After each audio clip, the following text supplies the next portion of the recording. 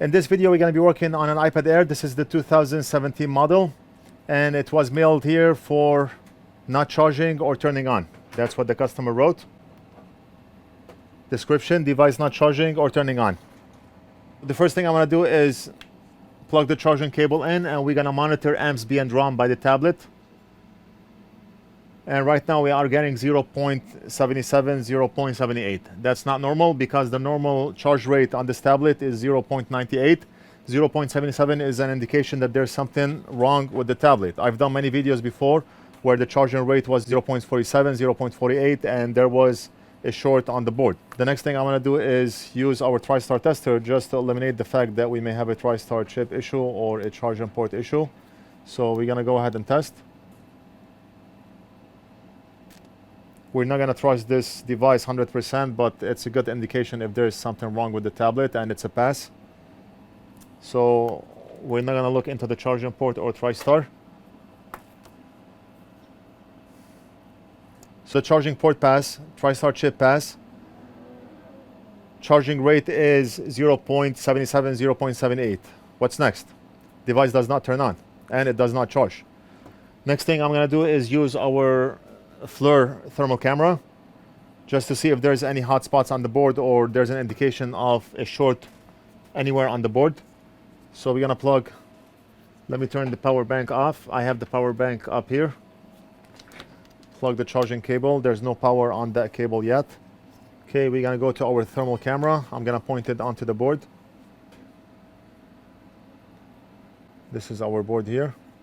I'm gonna put the power bank on just to see what gets hot on the board. And right there, we have two hot spots, one here and one here.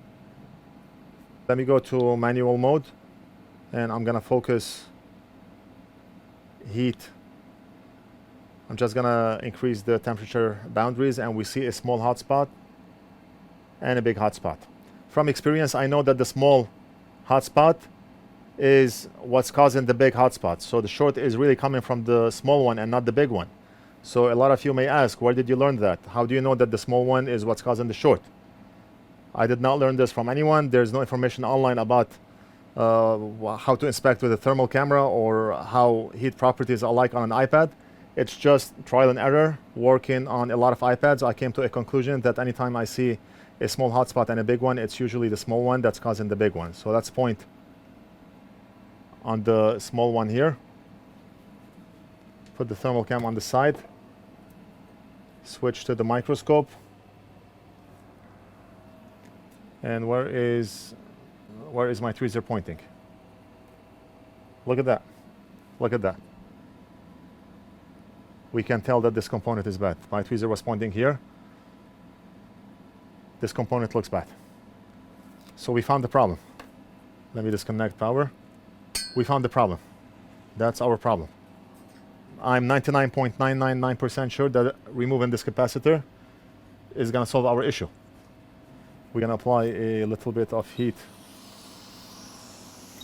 on this area, and we're going to break this component off. And we do not have to replace that component because 6 million people will ask, why don't you replace that component? We do not have to.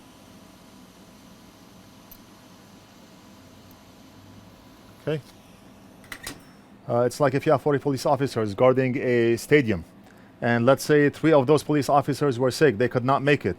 We still have 37 police officers guarding that stadium. It doesn't matter if you are 37 or 40, it doesn't matter. Same thing here. If we have one capacitor taken out, or 2 or 3 or 4, the effect is extremely minimal to a point where it doesn't really matter. This capacitor is part of a big chain of capacitors, so one of them out does not have any effect on the functionality of that tablet. The second reason why we do not replace that component is we need to calculate the risk versus advantage. Cons are higher than pros when changing that component. We need to prep the pads, we need to add solder blobs onto the pads, and we need to heat up the component so it reflows down in place. By doing so, we can risk maybe tampering with the solder balls of the power IC here.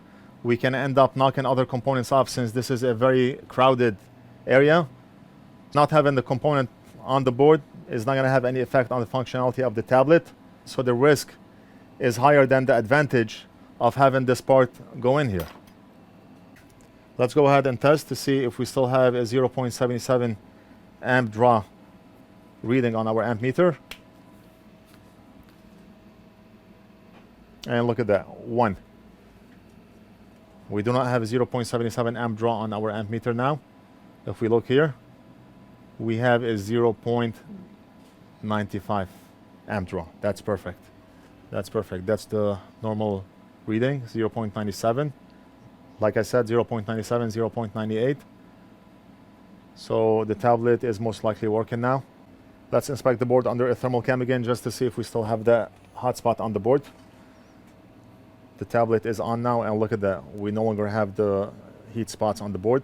This is normal. This is the CPU here. It gets hot, but there are no more hot spots on the side of the board. So the tablet is functional. However, I'm gonna let Big Boss reassemble and test, and I'll continue the video in a few minutes. Or maybe I do not have to wait for Big Boss. I can do it on my own. Why wait for Big Boss? Let me do it on my own.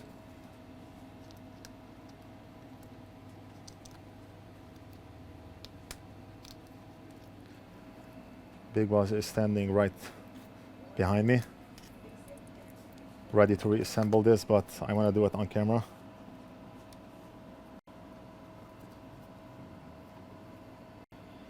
Screen is connected, and now I'm gonna remove the separator, battery motherboard separator, and let's plug it in.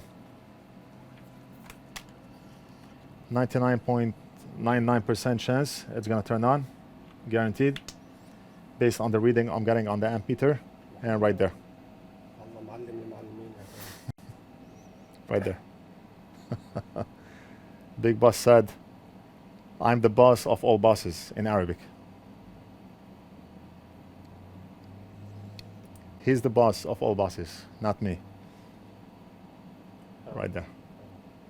Okay, that's it. Job is done. I hope you enjoyed the video. Don't forget to like and subscribe. Leave a comment if you have any questions, and we'll do something else in the next video.